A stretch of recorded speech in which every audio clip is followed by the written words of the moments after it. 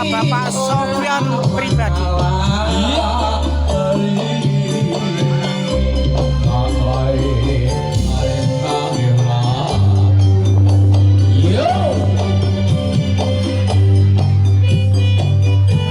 Monggo katuran dumateng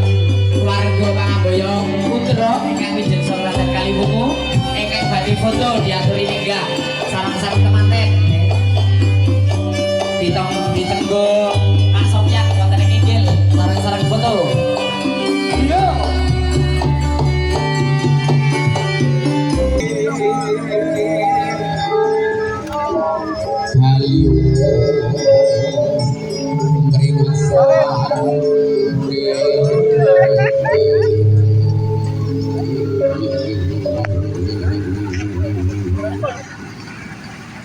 Jin setan apakah dibakane kelawan nyambi samangko kuat kangge uning untuk bedi kebukiro mebeti sang temanten kagum kaya buat sal rupuk kaya pacak peta saking kandena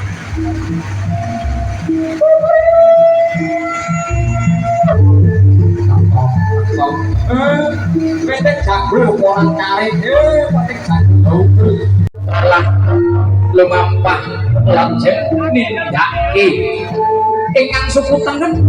aidaaken dening wujuding antigo dening wujuding antigo wujuding antigo pecahaken pamikir pecah sakalipun pecah jejakane pecah kaki kiri pecah bebudene ninggalaken wangsa mudha tumuli ambyur hadap samudra ing sang renanggung sang temanten putri tondo bekti nuli mundhut wujuding wongkor isin ing tirta ingkang tinapur dening Sekar Mawarti kaca pitu warnane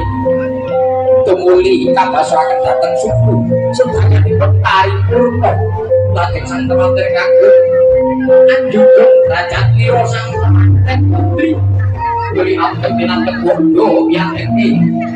sanalika badhangan jagat ramogo aneng-aneng alam wahyayu Katri Gumulo Panujo Kanayu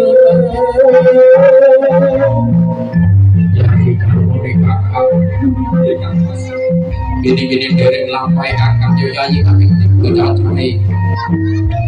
muka-muka yang dikepesakan awet di pabrik bako gusti akal mari diri tulang dicabah dengan suci ayi muka-muka kene panci dengan lalu pecik dereng panci dengan yoyayi sanalika paripurna kegateng dening alam wahyayu di jagat ramogo kapisan mungguantut ngomongan kaping pindho muga-muga tinembe rasa kanca daya kaping 3 tansah manjing wiji kang sejati paripurna sedayanipun tumuli bapa alit dalah Ibu Swarni nderek probya ingkang temanten saringgit kirang minggah wonten Stinggil Dinangrata angiramaken ngangge meling bangsa gending kok ngorek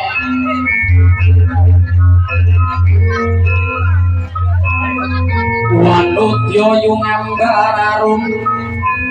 nyambararum sang kusuma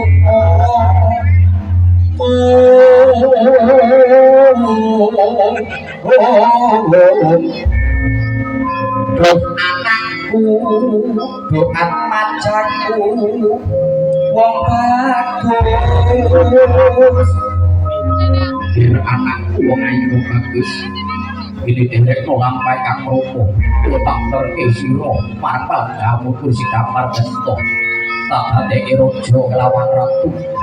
dene kang ropo ibu tetep jejer pergo mala pramakaken sira wong ayu iki ropo iki kang jeneng saestu kang putra bakal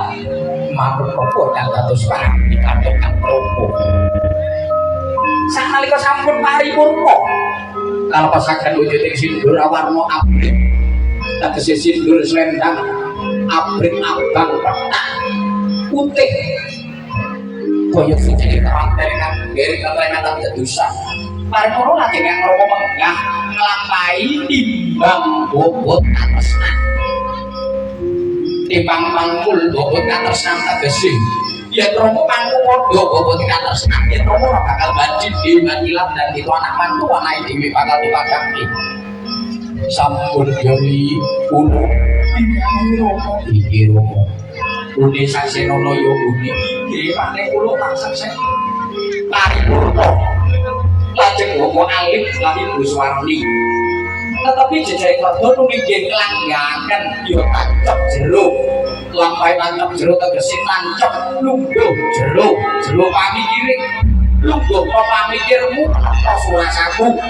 apa aku ibadah marang aku kawoso sira atmajane besuk sampun paripurna maka atur lelapat jero sakalipun kabareng luwat sami saut desa sakalipun wonten ing lain sang banjek wonten singgil dinaturaka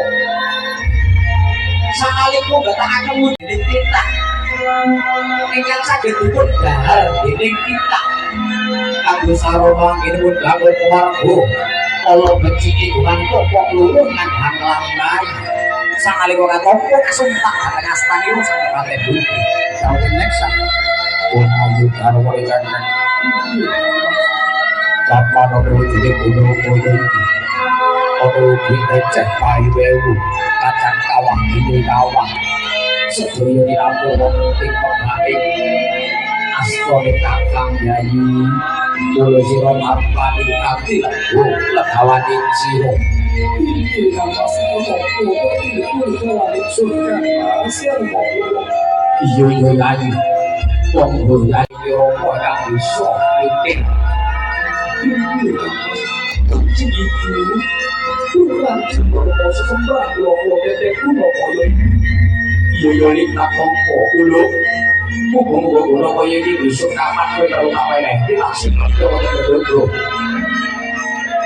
ono alate sira bangun keluarga muga-muga sira tansah dulur berkait Gusti tinampi pengabrate karang sira putra ya ulung atmajane sura kahut sakalipun paripurna tumuli kemanten sari bali menyang panganggo sinapa bentuk sakalipun bayangkan ing muncul sang Mas Putri ayak sumpi yo banceti monggo Kang Mas bisa pinarak Kang Prayogi Kang Mas monggo Mbak Yuki sampai narak Kang Prayogi Mbak Yuki monggo kula dherekaken monggo Bali kaya dene nguni gegandeng renteng rogo ibu kaya kemanten anyar kemanten ingkang tasih wiwitane padha tresna lawan rogo ibu kaya kemanten kang kalampahan dening dina iki sanalika sami jenak-jenak Kang Rama wonten ing kursi hadhe ketana Pracilodoto dari Kodoro sampun paripurna dilaksanakan sakit batin wujud datang roko ibu saperlu nyuwun duka pangestu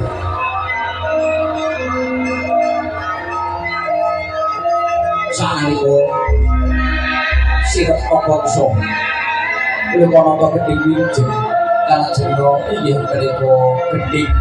tan untuk paket peluduk Bikang temanten putri panemban hati Kang Ibu pengantin putra panemban hati Kang Rama